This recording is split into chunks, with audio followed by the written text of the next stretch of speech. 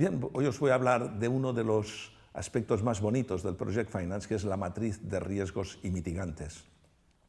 Como es un tema muy completo, complejo y laborioso, lo vamos a repartir en tres módulos. El primero, el que os explico en el día de hoy, es lo que hace referencia a los riesgos preliminares y a los mitigantes genéricos.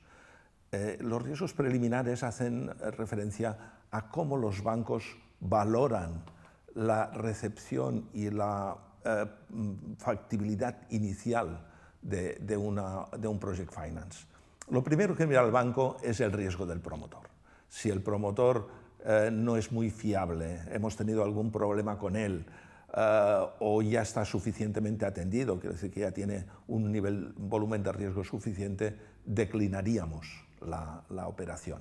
El segundo es el riesgo país. Puede ser que el promotor nos guste, pero el país no. Hay países donde se realizan excelentes proyectos, pero que el propio país presenta un nivel de dificultad que no es aceptable. Entonces diríamos también que no.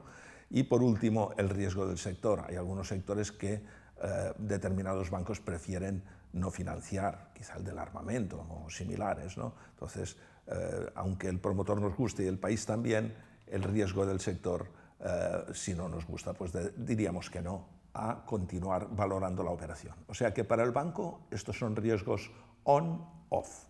Solamente que uno de los tres no nos guste, la operación se tiene que declinar y no hacer perder el tiempo a nuestro cliente. Si estos tres riesgos son aceptables, seguiremos avanzando con el proyecto. En segundo lugar, os voy a hablar de los mitigantes genéricos. ¿Qué son los mitigantes genéricos? Son aquellos que tienen la función de mitigar el riesgo global del proyecto, pero que no están asociados a un riesgo concreto. Es decir, no mitigan un riesgo específico, sino que simplemente hacen que el proyecto sea mejor globalmente.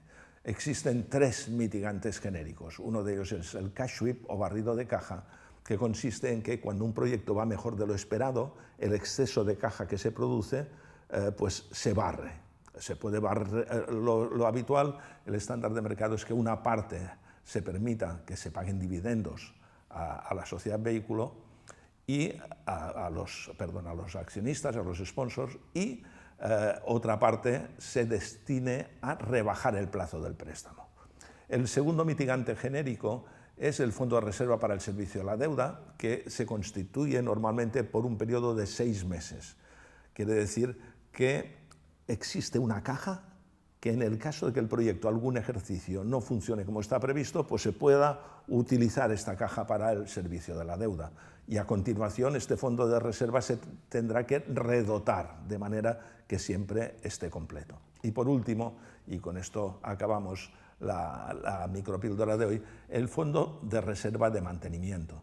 Este fondo de reserva no es tan habitual como el fondo de reserva para el servicio de la deuda, que se aplica prácticamente en la totalidad de Project Finance.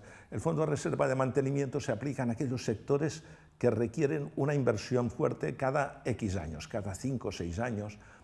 Por ejemplo, el sector de los buques metaneros, cada X años se necesita hacer una rehabilitación a fondo del buque, tiene que estar parado unos meses, etc. Pues entonces el fondo de reserva de mantenimiento consiste en que cada año se va dotando una cantidad, de manera que cuando venga este momento de la rehabilitación a fondo del buque, la sociedad vehículo tenga un ahorro suficiente como para afrontarla correctamente. Estos son como digo, los riesgos preliminares y los mitigantes genéricos. En el siguiente módulo veremos los riesgos específicos de un proyecto.